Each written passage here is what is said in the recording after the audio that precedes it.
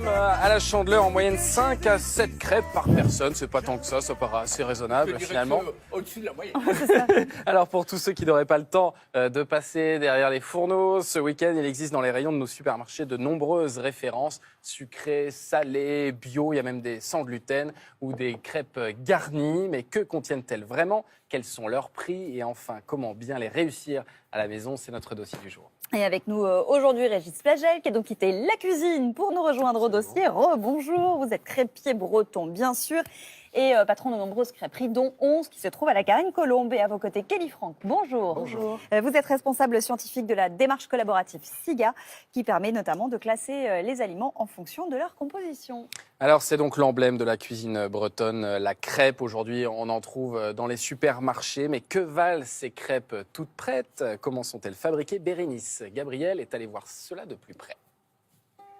Scoop, les bigoudaines ne font plus de crêpes tous les jours. Elles les achètent aussi au supermarché. Une évolution que l'on doit notamment à cette grande marque bretonne de produits laitiers qui s'est lancée dans la production industrielle de crêpes en 1976. Les dirigeants de l'époque dans l'entreprise se sont dit mais qu'est-ce qu'on peut faire comme autre produit? On a du lait, on a du beurre, on a des bretons, on va faire des crêpes. Des crêpes bretonnes industrielles vendues aux fins connaisseurs que sont les Bretons à un pari fou?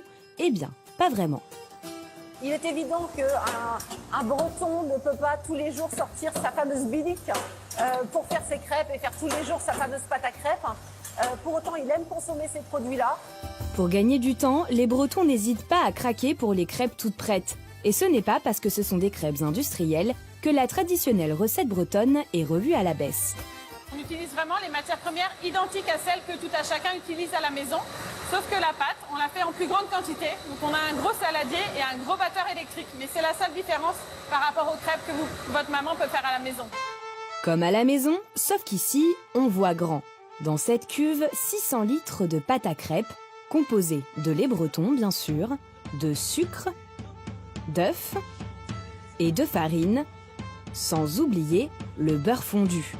En revanche, impossible de connaître les proportions, seule certitude, il n'y a aucun autre ingrédient. On n'utilise aucun additif, aucun colorant, aucun conservateur. C'est un engagement que notre marque a vis-à-vis de ses consommateurs. C'est une recette de tradition, de l'authenticité et de la gourmandise. Une fois le mélange terminé, la pâte repose pendant 30 minutes avant d'être envoyée dans cette grande machine. Après la fabrication de la pâte, nous cuisons nos crêpes sur des énormes biliques qui ressemblent beaucoup à ceux qui sont traditionnellement utilisés par les Bretons. Un bilic, c'est une plaque de fonte qu'on chauffe. Nous, nos bilics, ce sont des grands tambours de cuisson en fonte qu'on chauffe également au gaz pour avoir une crêpe qui, en couleur et en aspect, soit homogène à la sortie. La crêpe va cuire des deux côtés en seulement quelques secondes à plus de 200 degrés. Et c'est cette technique de cuisson qui permet de les conserver plusieurs jours. Le temps de cuisson est adapté pour que les crêpes se conservent plus longtemps que celles qui sont faites à la maison. Mais en tout cas, on est vraiment sur une recette traditionnelle et une cuisson traditionnelle. Une fois les crêpes parfaitement cuites, elles passent dans une plieuse, puis sont emballées. Mais n'avez-vous pas oublié de faire sauter les crêpes?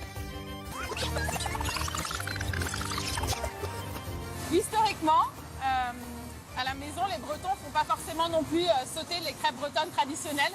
Donc voilà, c'est pas un geste qu'on a reproduit ici. Il faudra tout de même dépenser un peu plus que pour des crêpes maison. Comptez en moyenne 3 € pour un paquet de 12 crêpes. Bon, et alors nous, on les a goûtées, ces crêpes, pendant le reportage, et aussi vos crêpes que vous nous avez préparées, crêpes maison. Qu'est-ce que vous en pensez? C'est peut-être les mêmes ingrédients Ça n'a rien à voir.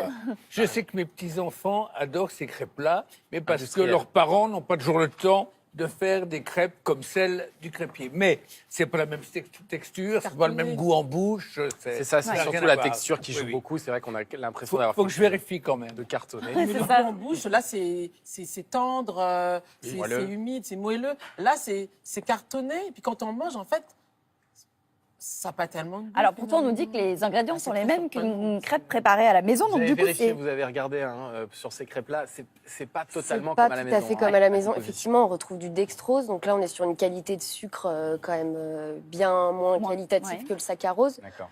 Mais globalement, ce qu'on observe sur les crêpes nature dans le marché, c'est qu'on est effectivement assez proche du fait maison. Ouais. Maintenant, en fait, ce qui va varier, ça peut être la qualité de la matière grasse. Est-ce qu'on va retrouver de l'huile raffinée ou est-ce qu'on va retrouver du beurre? Le fameux dextrose dont je viens de parler, les arômes, est-ce qu'on est sur de la vraie vanille, de l'arôme de vanille? Ouais. On va les décortiquer, ces étiquettes, dans un tout petit instant. Mais d'abord, il y a aussi une question de proportion, j'imagine. Qu'est-ce qui doit arriver en premier quand on prépare une crêpe? Alors sur les crêpes, la proportion la plus représentée dans la recette, c'est le lait. Ouais.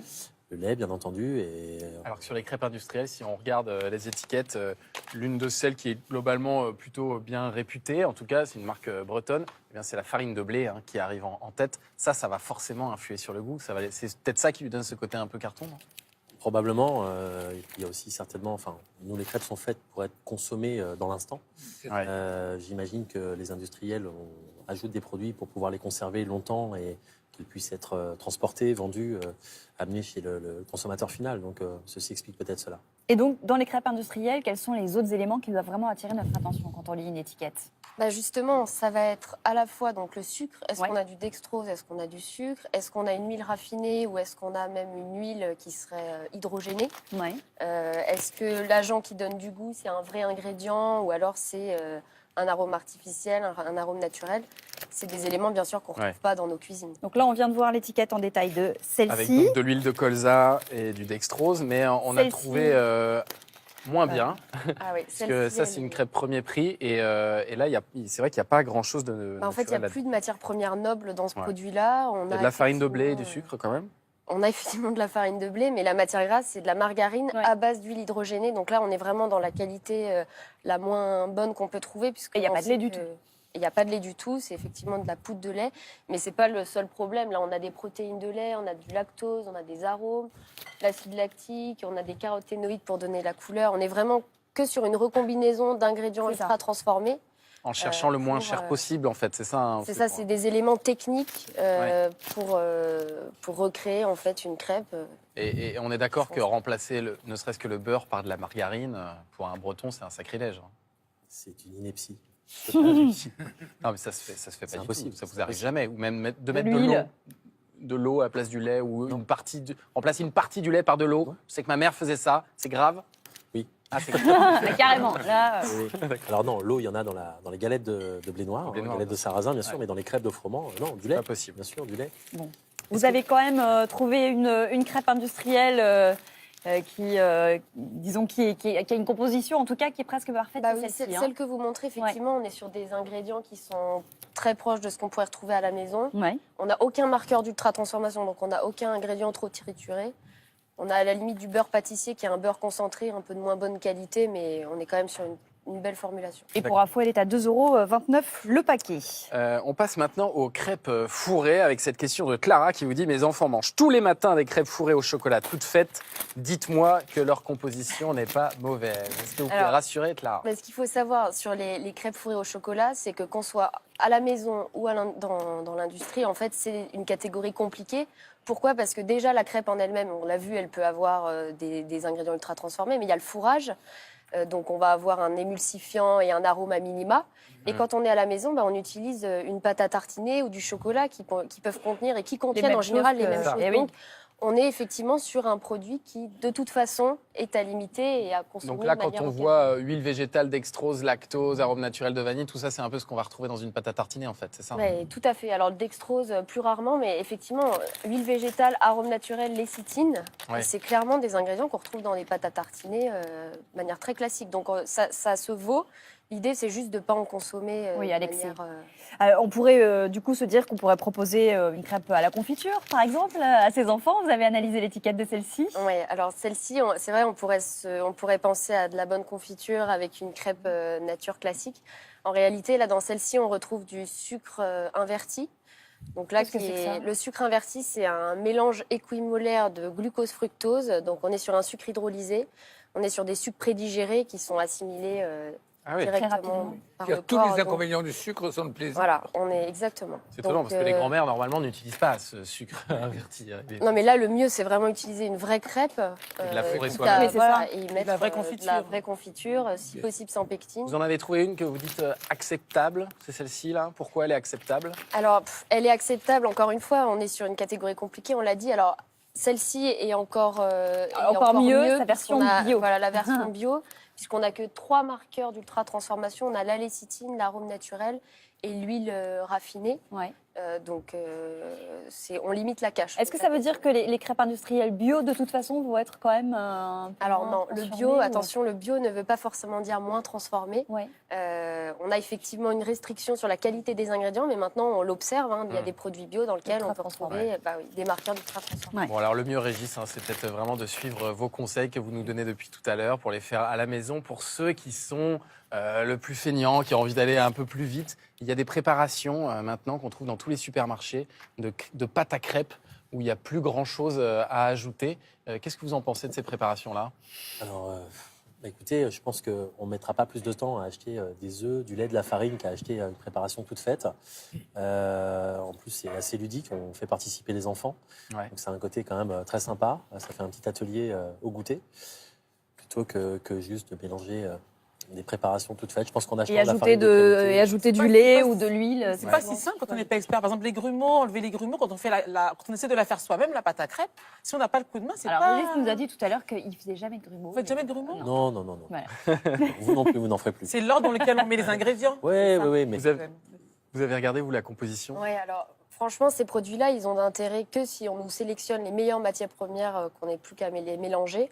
Mais là, ce qu'on observe, c'est qu'on a des ingrédients ultra transformés dans le produit en Farine à pack. plat, c'est ça, Voilà. en pack. L'autre, effectivement, il n'y a pas de marqueur, mais encore une fois, est-ce que ça vaut le coup? Si on n'a pas de temps, autant acheter à Ouais. ce moment-là Oui. des crêpes Ah, c'est toutes vrai faites, qu'il qui faut sont quand même pas, rajouter du lait et de l'huile. Hein, donc, et on nous parle il y a quand d'huile même en du plus, qui travail. est une huile raffinée, qui est un marqueur d'ultra-transformation. Donc on devrait plutôt nous dire du beurre. Ouais. Donc c'est à se poser la question si c'est vraiment un produit qui Qui vaut le coup. Qui vaut le coup. ouais. Question de Serge. Je digère mal le gluten. Du coup, je suis obligée de faire l'impasse sur les crêpes pour la chandeleur. C'est un peu dommage pour Serge. Est-ce qu'on n'a pas une petite solution à lui proposer? Si. Alors, pour les problèmes de gluten, en fait, il faut juste utiliser de la farine de blé noir, donc Ouais. de sarrasin. Le sarrasin, c'est une plante, et donc est naturellement sans gluten à partir du moment où elle n'est pas transformée ou coupée avec du froment, ce qui peut se faire parfois dans certaines crêperies. Et on peut y adjoindre tous les éléments sucrés sur le sarrasin. C'est très bon. Caramel, Ah beurre ouais. salé au sarrasin, essayez, c'est très sympa. C'est vrai qu'on ne pense pas à le faire. Pour ça nous, se fait, c'est les galettes salées. Et ça marche très très bien. Dans l'autre sens, il y a aussi des gens qui mangent des crêpes de froment avec Avec du salé. Avec du salé, donc voilà, pourquoi l'inverse ne se ferait pas. Ouais. Et nous, dans nos crêperies, on a régulièrement des gens qui sont intolérants au gluten et qui prennent leur dessert sur du sarrasin. Bon, et alors si on choisit des galettes de sarrasin, parce que ça aussi, on en trouve beaucoup maintenant au supermarché, à quoi il faut faire attention? Vous en avez quelques exemples? Si, en fait, toutes les galettes de sarrasin, globalement, c'est vraiment des très beaux produits. On est sur farine, sel et eau. Enfin, une bonne nouvelle. Donc là, ça, c'est une bonne nouvelle. On peut retrouver de l'huile raffinée, mais bon, à la limite, c'est un seul marqueur. Et attention quand même aux intolérants, puisque la dénomination galette de sarrasin et galette au sarrasin, ça n'a pas la même répercussion, puisque galette au sarrasin, ça veut dire qu'il peut y avoir en fait une farine de blé. Donc, alors que si on est sur vraiment galette de sarrasin, c'est D'accord. de la farine De sarrasin ou de blé noir, on est d'accord? Oui, tout Peu à fait. importe. Mais ce qui compte, c'est d'avoir le 2. De haut, mais de toute façon, après, on regarde la liste d'ingrédients et on se rend vite compte s'il y a du blé ou pas. J'imagine que quand on est intolérant, Ça me on rend, fait un peu attention. ça me rend fou, cette tolérance aux appellations dont on croit qu'elles sont faites pour tromper les gens. Ouais. Parce que quand on est au supermarché, on dit de haut, il faut réfléchir 2 minutes avant de c'est comprendre ça, que ouais. c'est de, il n'y a que ça. Honnêtement, on peut Mais pas rappelez-nous convaincre bien, de pour que ça. ce soit bien clair pour ceux qui sont intolérants, c'est le 2. Oui. Pour Alors, eux, les galette intolérants, c'est plutôt De galette blé noir, ça De sera blé noir. farine Oui. 100% blé noir D'accord, et c'est bien galette ça. au blé noir. Mais on mesure la difficulté pour les gens qui sont victimes Absolument. d'allergies d'aller faire les Tout à fait. courses en supermarché. Est-ce qu'on peut faire des crêpes avec toutes les farines?